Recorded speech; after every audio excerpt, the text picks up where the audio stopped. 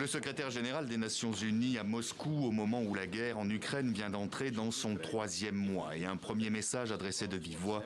il faut que les armes se taisent. Ce qui nous intéresse beaucoup, c'est de trouver les moyens de créer les conditions pour un dialogue efficace, créer les conditions pour un cessez-le-feu dans les plus brefs délais, créer les conditions pour une solution pacifique. Le responsable onusien réclame également une enquête indépendante sur de possibles crimes de guerre en Ukraine et appelle Moscou et Kiev à travailler ensemble aux côtés des Nations Unies à l'ouverture de couloirs humanitaires. Sur ce dernier point, le chef de la diplomatie russe affirme être prêt à coopérer pour, je cite, soulager les populations civiles et insiste surtout sur ce qui a été pour Moscou le point déclencheur de toute cette situation. Tout s'est passé dans le cadre des tactiques employées par nos collègues américains et leurs alliés pour l'expansion illimitée de l'OTAN et la construction d'un ordre mondial unilatéral.